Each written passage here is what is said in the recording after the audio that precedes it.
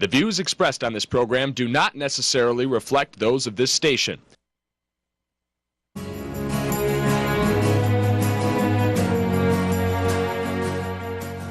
Welcome to Insights into Northeast Michigan, a WBKB News public affairs program.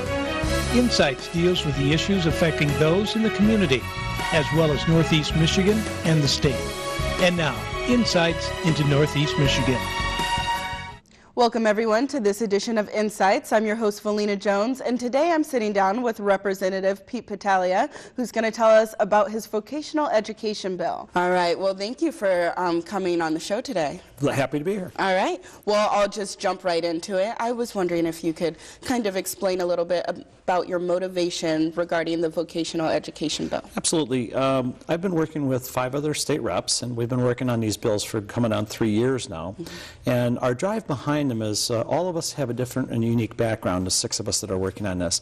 One of us are an educator, so he comes from an education background, agricultural industry, nursing industry, myself an automotive industry, another one from not the ag industry as much as the producers of the products in the ag industry. So we all have a vocational education background. And what we've seen over the years is, at no fault of anyone's, but vocational education has kind of taken a back step in our K-12 system due to a lot of reasons. We have No Child Left Behind, Race to the Top, our core curriculum, the rest of them that have structured what they believe is the best way to occupy the time that a child is at school.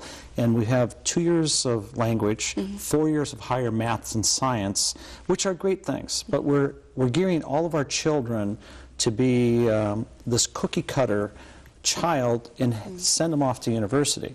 Now, I believe in university and higher education. It's something that we should all promote and have our children be able to have an avenue to get there. Right. But in my day, when you wanted to go to higher education, you met with your counselor and your parents and yourself, and you picked a curriculum that took you there.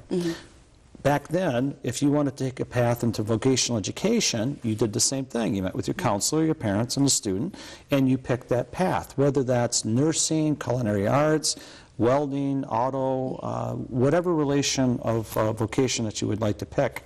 And vocational education is a very important part of our heritage and also a very important part of what we have to offer as Americans.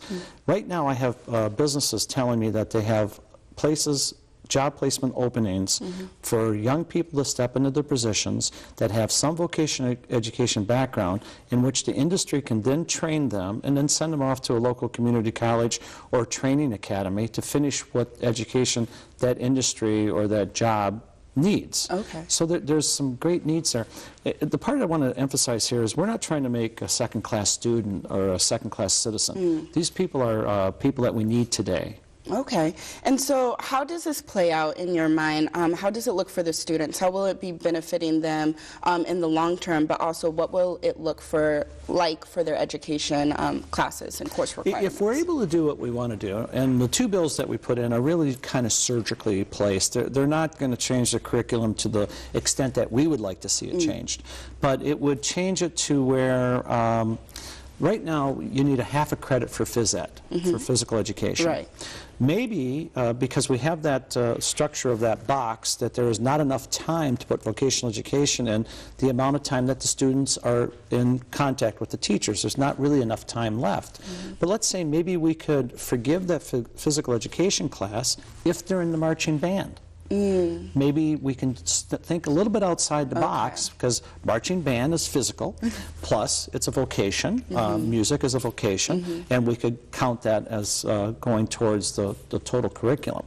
Our goal is to change the curriculum a little bit to allow time within the school hours right now to allow some more vocational education to come into. Let's talk about the 2 years of language.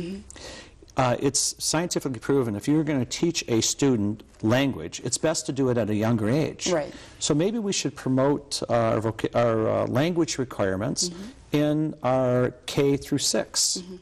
And if a person wants to excel in language, then they can also pick it up further down the line. But if we can eliminate that from the high school, part, maybe then we could bring some more time back in for vocational education training. Okay, so it's definitely something that would kind of have to be planned ahead if you wanted to substitute those kind of core language classes and, like you were saying, like phys ed and those kind of things. Absolutely right, because there's just not enough time. And now there's a lot of educators that are very happy with our approach right now because they see the need too. Here's an interesting thing. If we're trying to get all of our students to be this, they all have to excel to be this, is it fair to the students that may excel at something else? Whether it's culinary arts or nursing or welding or auto or construction work, whatever it is. Sometimes a student goes to school because they excel at one thing. Either it's the football team or cheerleading or whatever the case might be, they excel at something, so that excites them to go to school. If we're able to open these doors up for these young people and let them get excited again, maybe then we can bring the whole group up. Right. And how important, going off of that, do you think it is to kind of get kids excited about their career aspirations? It's very important. Again, if a student was going to seek a higher university education, that avenue has always been open for them. But we have almost closed that door for them to excel in vocational education. So it's very important. I mean, to keep, I was at a school earlier today, I should say Friday, and it's great to see these young people engaged and willing to learn. So let's give them the opportunity. All right. And so how does this look for the student long term? It's great for the student long term. And one of the criticisms we get if we do this, and the way I like to break it down is we want the path for higher maths and science to the folks that are seeking the university degrees. And I want to call the next path practical maths and science. And we hear from people that are critics of our proposals that what happens if that child that took the practical math and science path all at once decides to go to university? It's no different than it was in the past. That student would then have to go to a community college, bring up the grades to where the universities would accept them, and then off to university they go. It's just another path. And it's funny, our model in the United States has changed so drastically to where I don't think it's great for all of our students. We looked at the German model. They emphasize vocational education, and they treasure that. And we've been picking up part of that. That's what our model's been working on. Okay. And so what do you hope that parents and students will get out of kind of the core moral of this bill? What we want is the parents and the students to be engaged and interested in a path that would best serve that child. We want the freedom of that child to expand and express their best interests. That's what it's all about. Let that student blossom in what they're good at. And going off of that, for students who don't know what vocation they want to go into at a young age, how would that kind of look like for them? Well, and that's a great point. I mean, you may have, and it's no different than university-bound students. I don't know the statistics accurately, but there's a great number of students that will seek this one vocation if they go to university, and then midterm or midway through they change because their ideas and their thoughts change, and that's good. That's America, and that's young people. Let them blossom what they are. But again, there's and it emphasizes in this: there are jobs today for vocationally trained people, and we don't have the people to fill the ranks. We need to do that. All right. So a lot of growth, it sounds like, for students to be able to participate in this if the bill goes through. Opportunities. All right. It's all about opportunities. Okay. Well, I want to thank you so much for joining me today on Insights. Very happy to be here. All right. And coming up next on Insights, we'll sit down with a teacher and student who tell us how vocational education is enhancing the school system. Welcome back, everyone, to this edition of Insights. And now I'm sitting down with Joyce McCoy, who is the director of the CTE programs at Alpena Public Schools. Thank you for joining me, Joyce. You're welcome. And so I'll just jump right into it and have you kind of explain the Michigan Merit Curriculum. Well, the Michigan Merit Curriculum is a defined listing of courses that students have to take throughout the state.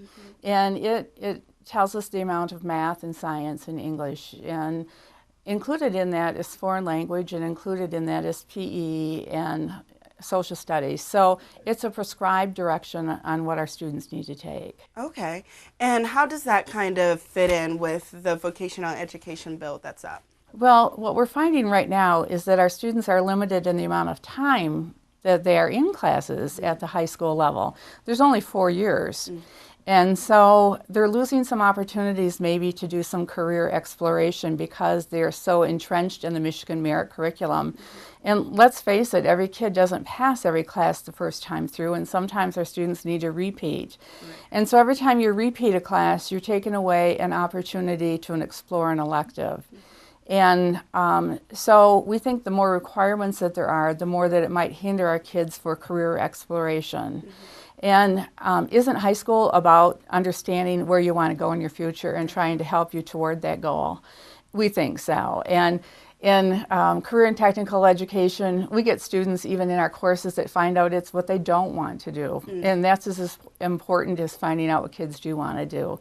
And we're finding because of the requirements that there's not enough time for kids to do that exploration. Okay, and how do you think the work that Representative Patalia is doing in regards to the vocational education bill is really kind of trying to help those students that do know what careers they want to explore, kind of explore that right in high school?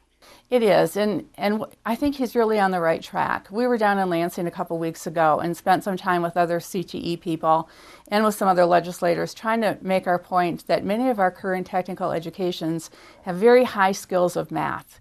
And our students in welding and in building trades and in health occupations are getting lots of math and science, but taught in a different way, more in a hands-on way. And all of our trades contained math and science that should be applicable to that Michigan Merit Curriculum. Okay, and what kind of courses do you guys have available for the students right now in regards to your CTE program? We have over 10 selections at our high school right now, and we're finding we're getting less and less students, and any elective course at the high school level is determined by the numbers of students that sign up for it.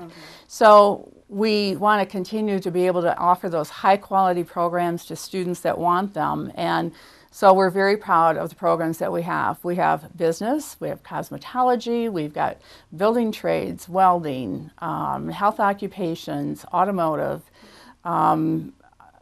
graphic arts, agri-science, and all kinds of careers in that marketing program that's outstanding. So we have so many opportunities for kids to explore business actually before they're out in the real world, and I hate to lose those opportunities for kids. And as there's less time to select them, we're going to probably have to start losing some of those programs. Oh, wow. Yeah, and it sounds like the programs that you have right now really range from all different kind of occupations and can really give children and students the hands-on kind of practicality to go forward in the future. And our governor and our superintendent of schools for the state of Michigan wants our students to be career and college ready, and we think the career ready is real important. And many of our students who are in career and technical education do have to further their education by going to a community college, a trade school, or a four-year university, but they're getting a head start on the occupation and terminology of the occupation and the job of the occupation before they get there. And we think that's real important. Yeah. Okay, so going off of that, I kind of want to look into the bill in detail. Some of the bill kind of requires for students to substitute core language classes and science classes to be able to take those vocational education core classes to kind of make time for that. Do you think this puts the student at a disadvantage? Not at all. First of all, every college does not require a foreign language piece for every student. Many of our students at Alpena High School have always enjoyed taking classes in foreign language, and we've been able to teach French and German 1, 2, 3, 4, in very high levels. We've always offered those opportunities for our students. And so for those students that have a career aspiration that might need that, they do take those classes. But every student is not going to leave the Alpena area or leave Michigan. And I'll bet you that if you chose a career field that had something to do with going to China, you will immerse yourself in Chinese language when you need to go and when it's important for you. So I don't think it's a disadvantage at all. And remember that all these trade classes have their own language.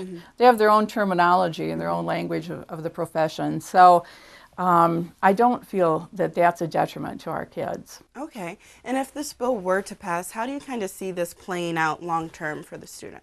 Well, right now, we're having most of our students take 1 year of foreign language in 8th grade. Okay. There again, we think it's real important in junior high for our kids to do some exploration, and we're taking that away. It's hurting those students who want to be in band. It's hurting the students in choir. It's hurting the students that want to try some graphics or some art classes.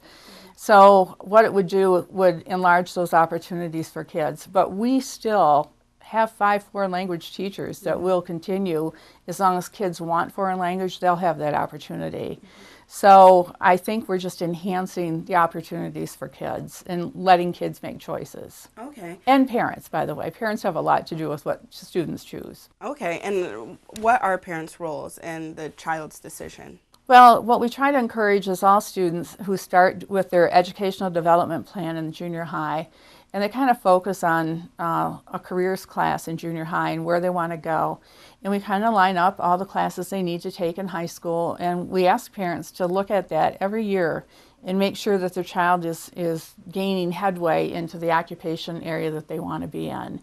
And I think it's real important for a parent to take a role in helping to make sure that we're preparing your child for their next goal after graduation. Okay. Well, I want to thank you so much for sitting down with me and kind of telling me what Alpena Public Schools is offering in regards to CTE and getting your stance on it. So thank you so much. You're welcome. And when we come back from the commercial break, we'll sit down with an Alpena Public Schools student and get her view on the CTE. Welcome back, everyone, and now I'm joined with Haley, who is a senior from Alpena High School, and she's in the CTE program. Thank you for joining me. Thank you. Can you tell me a little bit about why you decided to get involved with the CTE program? Well, the program I'm in is healthcare occupations, and I've always wanted to be in the healthcare business, and so the class just fits, and it's a lot of fun. And how did you decide you wanted to go into the healthcare profession? Actually, it's a funny story because when I was in 7th grade, I got a concussion. Oh, no. And I went into the radiology department to get my x-rays and everything, and I really liked it there, and ever since I've wanted to do it. Wow, so you just wanted to kind of help people like they helped you and learn about all that kind of stuff? Yes. All right, great. And so what have you learned? Because I know you were telling me that juniors kind of decide at that point in time that they want to take some of the CTE classes that are available at the school. What classes are you taking your senior year, and how have they helped you? Right now, I'm in healthcare occupations, which is a 2-hour block. I have AP psychology, peer mentoring, and leadership. And AP psych is just like a general. We all need it for our college credits, and it gets you a college credit if you pass the exam, so we're still waiting on those scores. But and peer mentoring is just kind of like something to help the freshmen out, and it's just like a fun break. And leadership is just basically running the school. Oh, wow. We do a lot of stuff for the school. So. So how are those classes helping you with your professional goals? I want to be a radiologist, and so it's helping me like associate with people and getting all of my college credits ready, and yeah. Okay. And we were also talking about a test that everyone has to take in order to become certified, correct? Yes. Can you tell me a little bit about that test? It's a test that we all take in Michigan, and it's really hard. And I passed, so. Well, congratulations. What kind of time and commitment and practice really is involved in preparing for that test? Well, we have tests and quizzes every day in the class, so we have to study every single night, and we've been doing a national review for the past week or so before the exam, so it's a lot of work, but it's worth it. Okay. And how do you feel like all the classes and the test have prepared you for when you graduate? Because I know just talking about vocational education, it's something that Michigan is really trying to push forward. So how do you think that's benefited you in high school? In high school, well, it's really helped with my test-taking skills. Like, I do so much better on tests now because I'm used to it and I don't get so nervous, and it's really helping prepare me for college as well. Okay. And how do you think, because as opposed to high schools that maybe don't offer vocational education, how do you think you're kind of ahead of the curve in achieving your goals? We get a lot of hands-on experience, And so we do like a lot of labs, and we learn like how things work and how to do everything versus them just learning like in books and stuff like that. Okay. And also, you guys get hands-on experience at the hospital, correct? Yes. Can you tell me a little bit about your experiences? We job shadow for 2 weeks, and you go to 6 different departments in the hospital, so you're there for about 2 days each.